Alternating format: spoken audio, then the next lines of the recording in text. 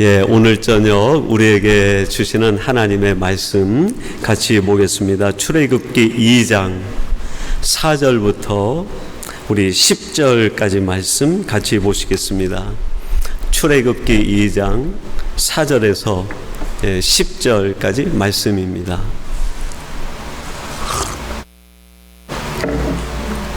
우리 찾으셔서 한 절씩 우리 같이 교독하시겠습니다. 출애굽기 2장 4절에서 10절까지 말씀, 제가 4절 먼저 봉독하겠습니다.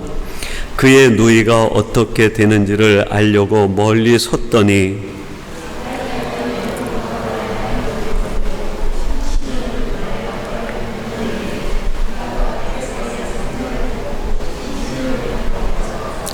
열고 그 아기를 보니 아기가 우는지라 그가 그를 불쌍히 여겨 이르되 이는 히브리 사람의 아기로다.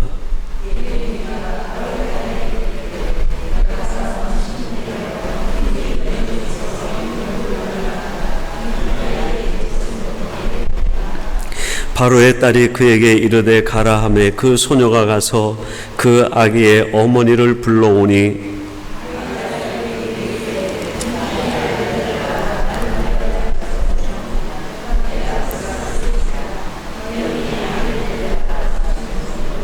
우리 같이 봉독하겠습니다.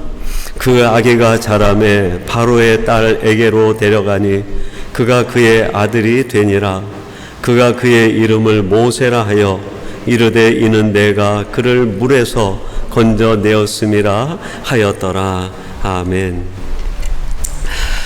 오늘 화요 저녁 예배 시간에는 주신 말씀 출애굽기 2장 4절에서 10절 말씀을 갖고 세상이 두려워하는 그리스도인이라는 제목으로 하나님의 말씀을 전하도록 하겠습니다.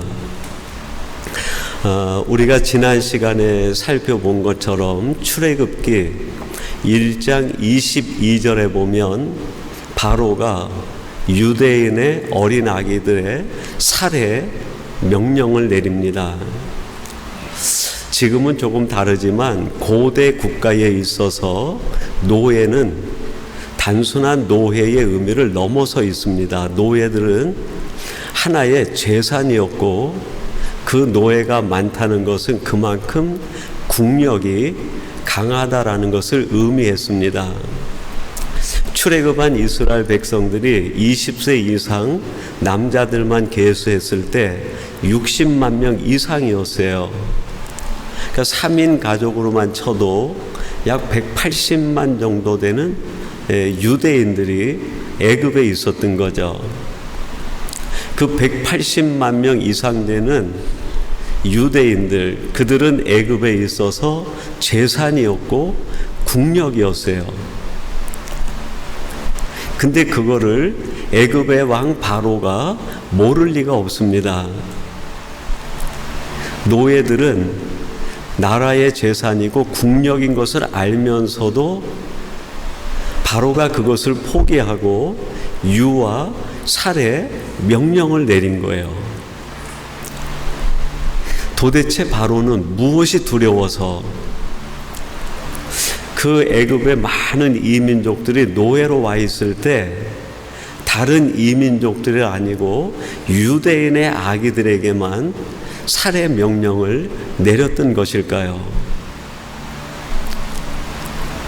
유대인들이 두려웠다고 하면 태어나는 아기들을 살해할 것이 아니라 지금 오히려 위협이 되고 있는 60만 명 되는 20세 이상의 유대인의 장정들을 교묘한 계획으로 그들을 죽이는 게 오히려 더 효과적인 게 아닐까요? 왜 그 180만, 200만 가까이 되는 유대인들은 그대로 놔두고 새로 태어날 아기들을 그 중에서도 남자들만 죽이라고 명령을 내린 걸까요? 여러분, 이 문제에 대하여 혹시 궁금증, 퀘스천을 가져보신 적은 없으셨습니까? 그냥 유아 살해 명령을 내렸다. 바로가 이제 유대인들의 아기를 죽이는가 보다.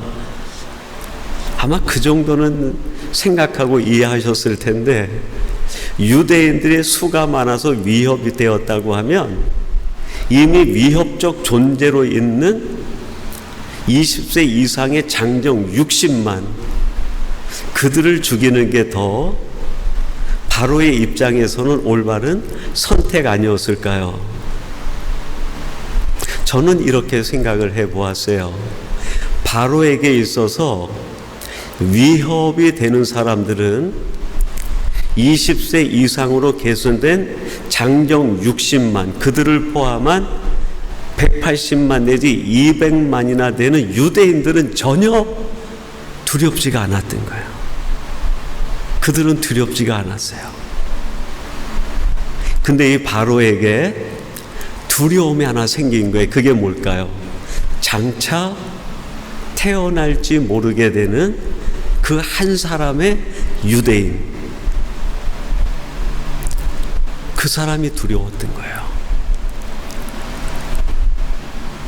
이미 애굽에 내려와서 430년 동안 애굽이 주는 것을 먹고 애굽의 문화와 애굽의 양식과 애굽의 사상에 물들어 있는 200만이나 되는 유대인들은 바로의 입장에서 두렵지가 않았어요. 그들은 유대인이긴 유대인이지만 쓸 수 없는 유대인이었기 때문에, 사용할 수 없는 유대인이었기 때문에, 이미 애굽화되고 애굽에 동화되고 애굽과 타협해버린 유대인들은 1000만이 됐든 1억 명이 됐든 두려움의 대상이 아니라, 바로가 볼 때 그들은 아무 의미가 없는 사람들이에요. 근데 장차 태어날지 모르는 한 사람의 유대인, 어떤 유대인일까요? 정신이 살아있는 거예요. 야훼 하나님에 대한 분명한 신앙이 살아있는 사람,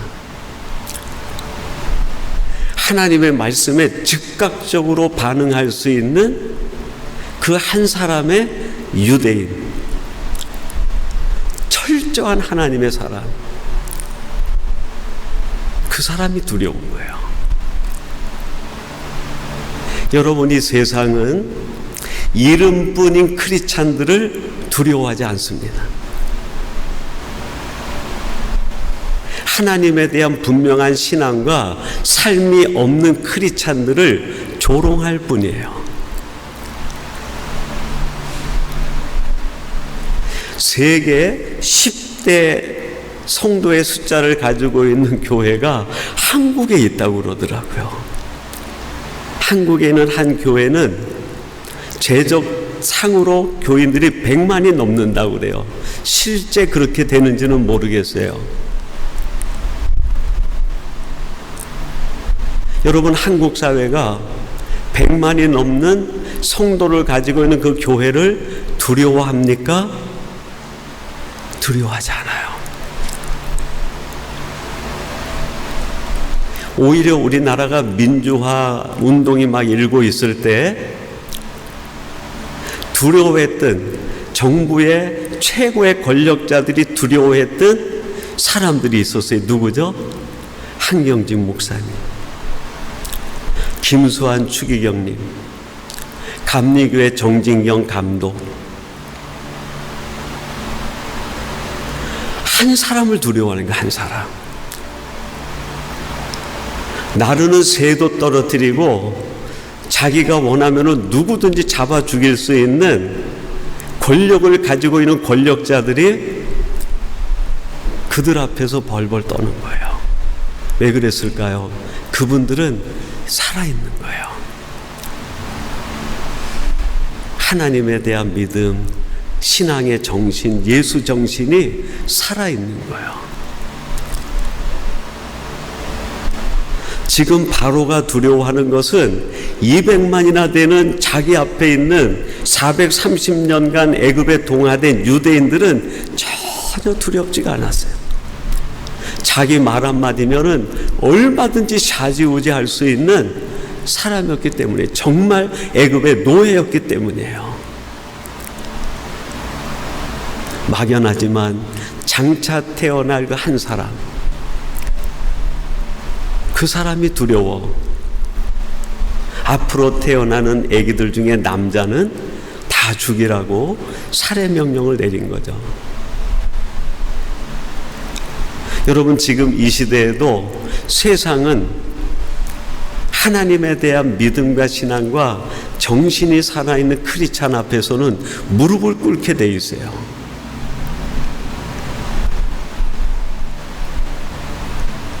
하나님께서 이런 사람을 만들고 싶은 거예요. 애굽에 동화된 200만 명이 아니라 하나님에 대한 신앙과 믿음이 살아있는 한 사람을 원하시고 만드시고 싶은 거예요. 출애굽 시대에 하나님이 그러셨다고 하면 지금 이 시대에도 아버지의 마음은 똑같은 거 아닐까요? 전 세계에 있는 수억의 인구가 크리스찬이라 할지라도 그 중에 하나님이 찾는 그 한 사람이 없다고 하면 기독교의 불행 아니겠습니까?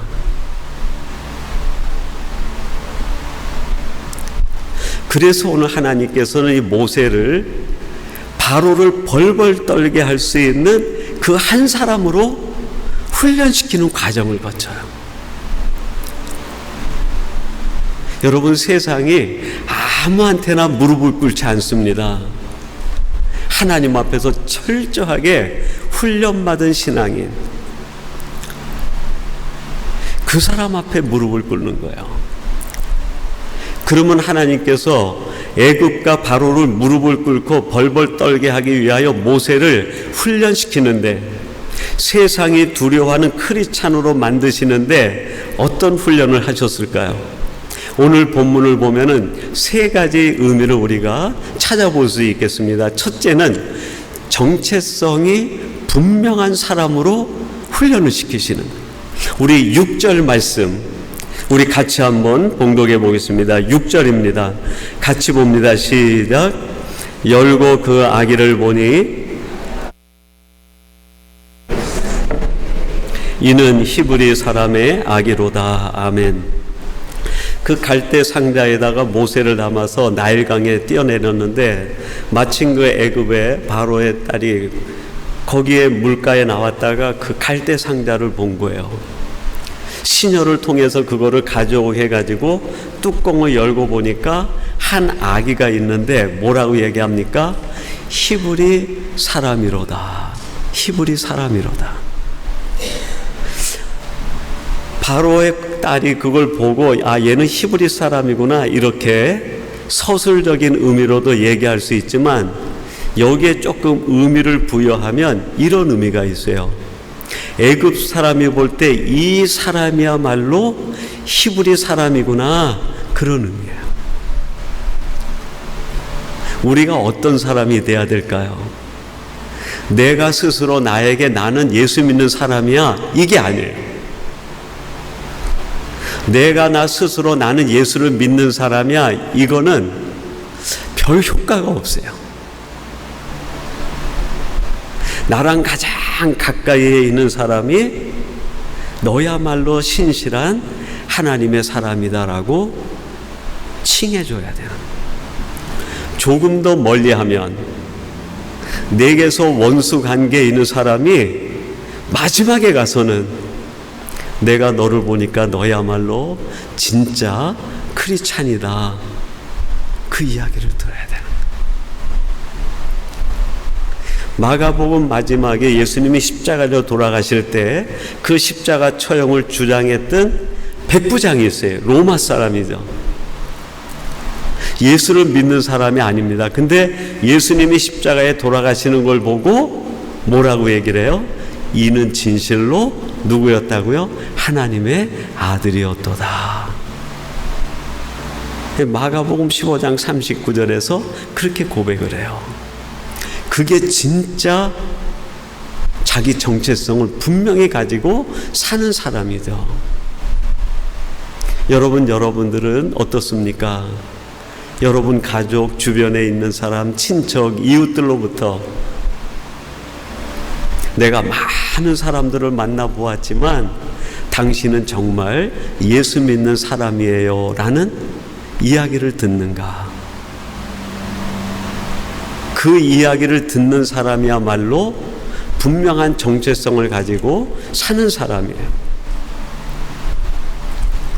이 모세는 더 나아가서 누구로부터 분명한 정체성의 확인을 받았어요. 누구죠? 하나님으로부터. 출애굽기 3장 10절에 이렇게 말씀합니다. 이제 내가 너를 바로에게 보내어 너에게 내 백성 이스라엘 자손을 애굽에서 인도하여 내게 하리라. 모세야, 이제 됐다.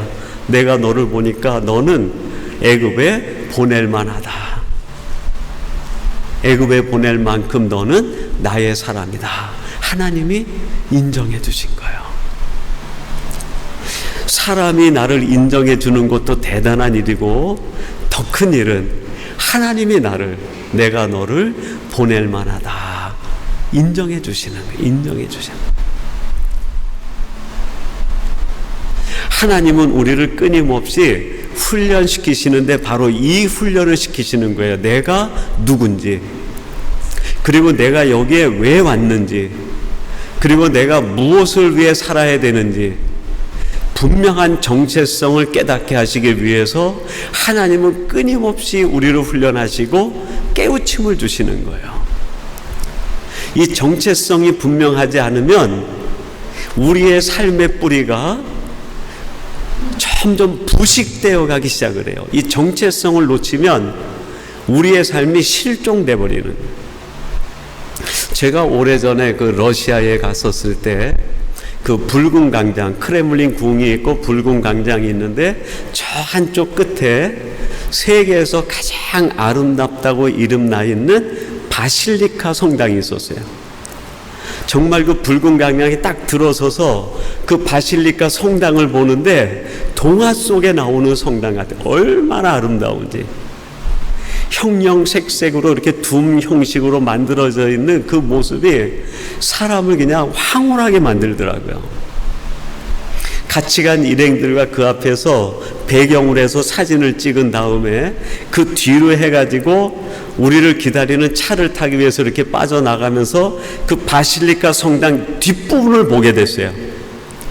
뒷부분을 보는 순간 제가 놀라움을 금치 못했어요. 놀라움이라기보다 경악에 가까운 거예요. 그 바실리카 성당 뒤쪽에 아래로 내려가는 부분이 벽돌이 부식되고 있는 거예요. 사람 몇이 거기에서 세멘 같은 걸로 이렇게 바르면서 겉만 색깔을 입히고 있더라고요. 밑에 벽돌들이 부식되고 있는 거예요. 그 바실리카 성당이 아름답긴 한데 하나님의 성전에서 반드시 있어야 되는 것들이 거기에는 없었어요. 예배가 없는 거예요. 예배. 전부 철문으로 다 잠가놨어요. 그 안에는 말씀이 울려 퍼져야 되는데 말씀이 없는 거예요. 말씀. 기도 소리가 울려나야 되는데 기도가 없는 거예요. 정체성을 잃어버린 바실리카 성당, 유명한 관광 명소일지는 몰라도 성전은 아니었어요. 여러분, 우리가 분명한 정체성을 갖지 못하면 크리스찬이라는 이름은 가질 수 있을지 모르나 진정한 그리스도인은 아닐 수 있어요. 그러나 이 정체성이 분명하면 내가 터지고 깨지고 볼품이 없고 아름답지 못해도 살아있는 성전이에요. 하나님이 역사하시는 교회요 성도인 줄로 믿습니다. 여러분들이 하나님 안에서 나에 대한 분명한 정체성을 날마다 새롭게 깨닫고 확인하시는 성도님들이 되시기를 바랍니다. 두 번째로 세상이 두려워하는 크리스찬, 하나님께서는 이 모세를 어떤 사람으로 훈련시키기를 원하셨을까요? 말씀의 사람으로 훈련시키기를 원하신 거예요. 오늘 9절 말씀 우리 같이 보겠습니다. 9절 같이 봅니다. 시작. 바로의 딸이 그에게 이르되 젖을 먹이라. 내가 그 싹을 주리라. 여인이 아기를 데려다가 젖을 먹이더니, 이 갈대 상자에 있는 아기를 건져가지고 바로의 공주가 안고 있으니까 모세의 누이 미리암이 가서 얘기합니다. 혹시 이 아이의 젖 유모가 필요하지 않습니까? 우리 히브리 여인 중에 유모가 있는데 소개해 드릴까요? 그랬더니 데려오라 그래요. 그래서 미리암이 엄마를 데려와요. 그래서 모세가 누구의 젖을 먹어요? 엄마의 젖을 먹어요. 성경에서는 이 젖을 때때로 하나님의 말씀, 하나님의 양식으로 비유할 때가 있어요. 애굽의 바로의 그 딸 공주가 그 모세를 건져냈다고 하면 누구의 젖을 먹어야 되는 거예요?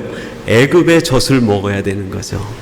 애굽 유모의 젖을 먹어야 되는데 하나님은 그걸 막으시고 어머니의 젖을 먹게 한 거예요. 즉 하나님의 말씀으로 먹여주신 거예요.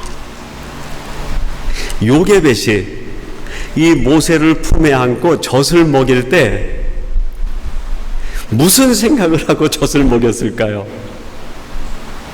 여러분, 히브리 백성들은 신명기 6장에 보면은 쉐마라는 말씀이 나와요. 들으라 하는 말씀이에요. 그게 신명기 6장부터 10절까지인데 첫 단어가 쉐마여, 들으라 하는 말이에요. 하나님이 출애굽한 이스라엘 백성들에게 무슨 명령을 주셨어요? 하나님이 계명을 주신 다음에 너희들이 자녀들에게 이 말씀을 가르치는데 그가 누워있든지 깨어있든지 나가든지 들어오든지 밥을 먹든지 무엇을 하든지 이 말씀을 계속 가르치라는 거예요. 계속 가르치라. 그래서 유대인들은 전통적으로 정상적인 아이라고 하면 그 아이가 12살 될 때 성인식 하기 전에 율법을 다 외워요. 율법을 다 외워요. 지금도 이스라엘 백성들, 지금도 이스라엘 국민들은 12살 성년식이 되기 전에 랍비들이 정해놓은 율법을 다 외웁니다. 요게벳이 율법을 다 외운 거예요. 율법을. 구약 히브리 백성들은 율법을 다 외우는 사람들이에요. 그때는 필기구가 없으니까 외워가지고 전달하는 거예요. 외워서. 성경이 우리에게 그렇게 전달이 되어 온 거예요.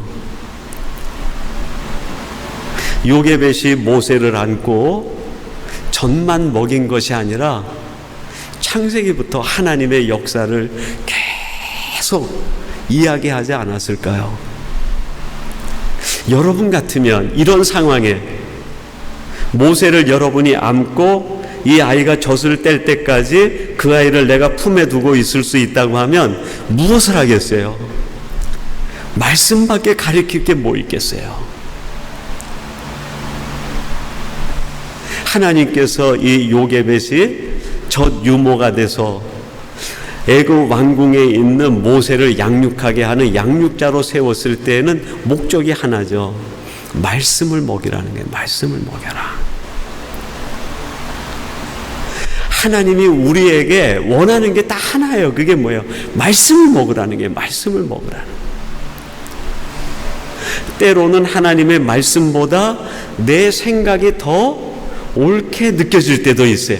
하나님의 말씀을 읽어 내려가다 보면 하나님의 말씀이 이해가 잘 안 되고 내 생각이 더 옳은 것 같다는 생각이 들 때 있어요. 그럴 때도 하나님은 우리에게 뭐라고 말씀할까요? 내가 옳다 생각하는 그 생각이 아니라 이해가 되지 않더라도 말씀을 먹으라는 게, 말씀을. 지금은 이해가 되지 않지만 어떻게 돼요? 이후에는 이 말씀의 뜻이 무엇인지 알리라. 그래도 깨닫지 못하면 하나님의 최후의 수단이 있어요. 그게 뭘까요? 성령님을 보내주시는. 성령님이 오셔서 내가 깨닫지 못하는 그 말씀들을 어떻게 해요? 생각나게 하시고 해석해 주시고 깨닫게 해주시는 거예요.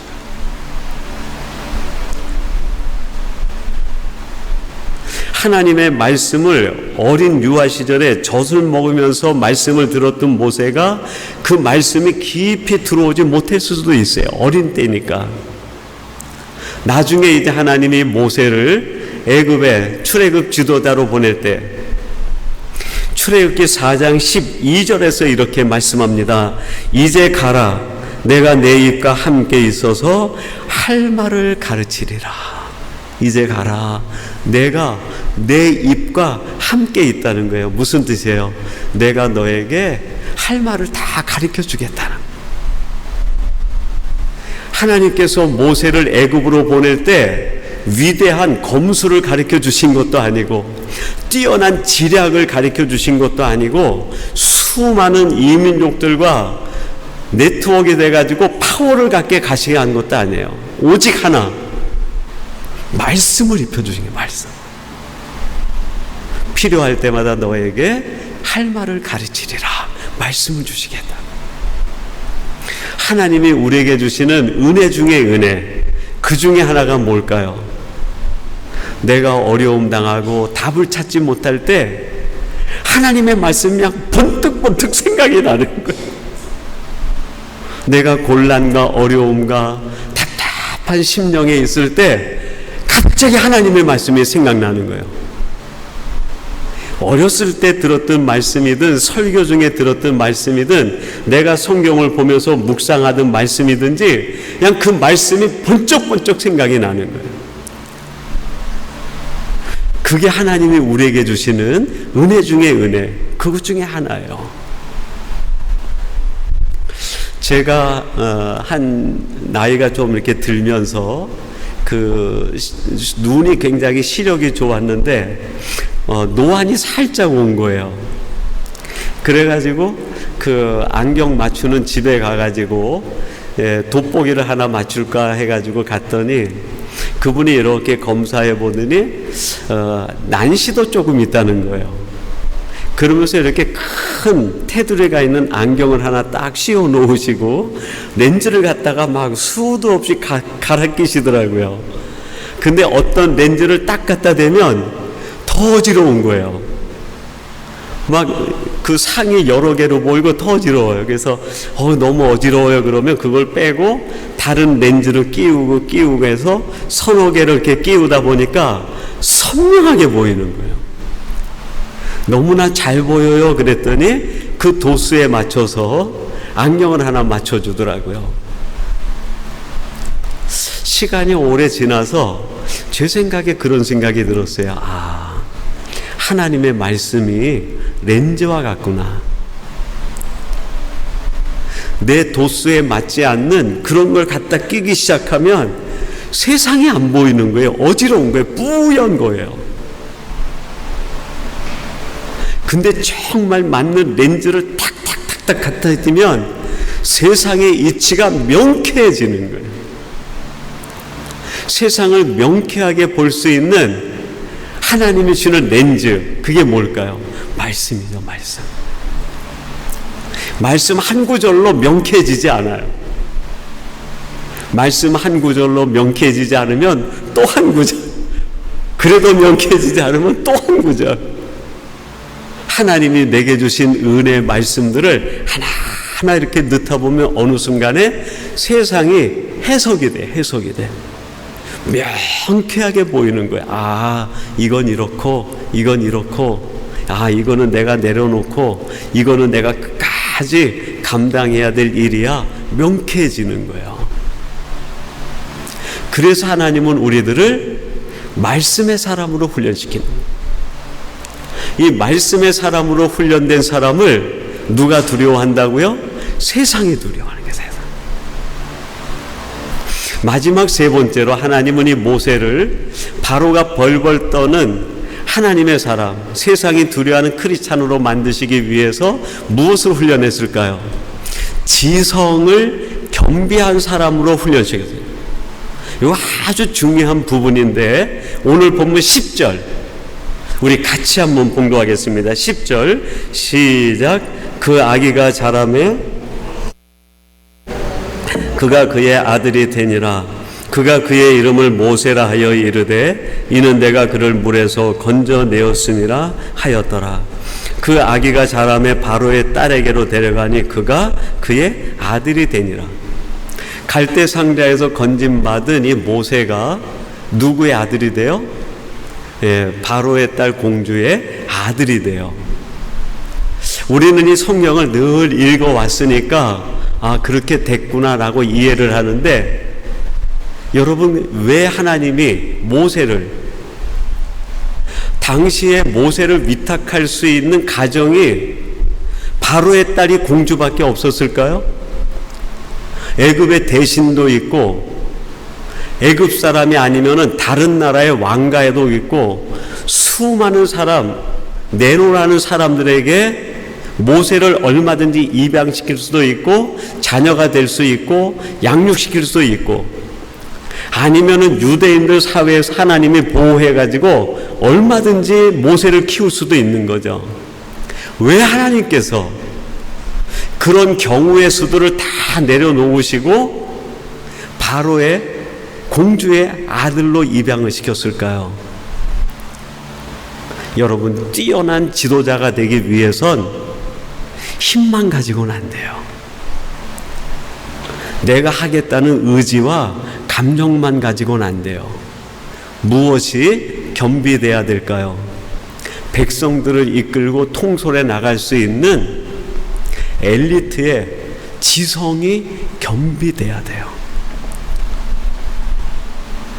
크리스찬들이 착각하기 쉬운 게 있어요. 성도들이나 때로는 목사들이 착각하기 쉬운 게 있어요. 그게 뭘까요? 하나님만 믿으면 다 돼. 물론 다 되죠. 그러나 뛰어난 지도자는 될 수 없어요. 뛰어난 지도자, 하나님의 큰 역사를 이루기 위해서는 그 역사를 이룰 수 있을 만큼 다른 사람들을 리더해 나갈 수 있는 그들보다 뛰어난 지능과 뛰어난 달란트와 뛰어난 훈련을 받은 사람이 그 사람들을 이끌어가는 거예요. 그래서 우리 크리스찬들은 그 자녀들이 이 세상에 있는 불법적이고 잘못되고 불의한 것이 아니라고 하면 그들이 지성으로 이성으로 훈련받는데 부모들이 최선을 다해서 서포트해 줘야 돼요. 부모들이 피 눈물을 흘려가면서 자녀들을 서포트해 줘야 돼요. 그래서 자녀들이 세상에는 지성으로도 높이 자라올라야 돼요. 국무총리가 돼야 국무총리 이하에 있는 모든 공무원들에게 영향력을 행사할 수 있어요. 병원장이 돼야 그 병원에 있는 모든 의사와 간호사들에게 영향력을 행사할 수 있어요. 군대 최고의 장군이 되어야 그 부하들 모두에게 영향력을 끼칠 수 있어요. 짝대기 하나 달고 군대에서 영향력을 끼칠 수 없는 거예요. 근데 많은 크리스찬들이 이걸 오해를 해요. 믿으면 되지, 내 힘만 있으면 되지, 하나님 앞에 가서 내가 기도만 하면 되지. 물론 하나님이 역사하실 수 있어요. 얼마든지. 하나님은 지성이 없고 갖추고 있는 것이 없어도 그 사람을 통하여 큰 역사를 이루실 수 있어요. 그러나 아주 드문 일이에요. 하나님이 그 큰 이스라엘 백성들 200만이나 되는 이스라엘 백성들을 출애굽시키는데 아무나 쓰시겠어요? 아니에요. 하나님이 그 큰 역사를 하기 위해서 모세를 철저하게 당시 애굽이 가지고 있는 최고의 학부에서 최고의 지식과 최고의 지성을 연마하게 하는 거예요. 몇 년 동안이요? 40년 동안. 40년 동안 당시 전 세계에서 가장 모든 것이 발달되어 있는 애굽에서 왕자 수업을 받게 한 거예요. 근데 그 지성만 가지고는 안 되고 지성 위에 뭐가 있어야 될까요? 하나님의 은혜가 임해야 되는. 지성만 있고 하나님의 은혜가 임하지 않으면 그 지성은 폭력이 될 수 있어요. 폭력이. 아주 위험한 것이 될 수 있어요. 누가 그 위험한 사람일까요? 애굽의 바로예요. 바로. 애굽에서 똑같이 왕자 수업을 받은 두 사람, 모세와 바로가 있잖아요. 바로는 위험한 사람이 돼버린 거예요. 왜 그럴까요? 똑같이 지성의 훈련을 받았는데 바로 위에는 하나님이 없는 거예요. 하나님. 은혜가 없는 거예요. 근데 모세 위에는 하나님의 은혜가 임하는 거예요. 여러분, 우리들이 모세만큼 왕자 수업은 받지 못해도 우리들도 지금까지 우리가 살면서 많은 지성의 훈련과 사회 훈련을 하지 않았습니까? 그것만 가지고 안 돼요. 그 위에 정말 은혜가 임해야 돼. 은혜가. 그 위에 은혜가 임할 때 내가 가지고 있는 기술, 내가 가지고 있는 지식, 내가 가지고 있는 지성, 내가 가지고 있는 모든 이 스킬들이 누구를 위한 도구가 될까요? 하나님의 영광을 위한 도구로 쓰임받을 수 있는 거예요. 내 기술만 가지고 살면 나를 믿게 돼요. 나를 믿게 돼요. 내가 가지고 있는 지식만 믿고 살아가면 내가 하나님 위에 있으려고 그래요. 교만해질 수 있어요. 백악관의 정책보좌관으로 있었던 그 맹인이신 강명호 박사님이 계세요. 그분이 도전과 기회 3C라고 하는 혁명이라는 책을 썼어요. 거기에서 하나님이 쓰시는 사람을 세 가지를 준비해야 된다 그래요. 첫째는 실력, 컴피턴스를 준비해야 된다. 두 번째는 캐릭터, 인격, 성품을 준비해야 된다는 거예요. 마지막에는 헌신, 커미트먼트, 헌신을 준비해야 된다. 첫째가 실력이에요. 강용호 박사님이 철저한 신앙인입니다. 자신이 미국의 백악관의 정책보좌관으로 들어가서 자기와 같은 장애인들을 위하여 쓰임받을 수 있었던 것은 자기가 그만큼 쓰임받을 만한 실력을 갖췄기 때문에 하나님의 은혜가 임해서 자기가 쓰임받을 수 있게 되었다는 거예요. 세상이 두려워하는 크리스찬이 있어요. 애굽에 동화된 200만이나 되는 유대인들은 바로가 두려워하지 않아요. 세상과 동화되고 타협된 수많은 크리스찬들 세상이 두려워하지 않습니다. 조롱합니다. 그러나 단 한 사람이라 할지라도 정신이 살아있고 믿음이 살아있고 하나님에 대한 분명한 신앙이 살아있는 사람은 세상이 두려워하는 거예요. 이제 우리는 세상이 두려워하는 크리스찬으로 살아야 되지 않겠습니까? 오늘 주시는 말씀을 우리가 다시 한번 돌아보며 내가 하나님 앞에서 어떤 사람으로 살아야 될지 다시 한번 되돌아보는 이 복된 시간이 되기를 간절히 바랍니다. 우리 같이 기도하겠습니다.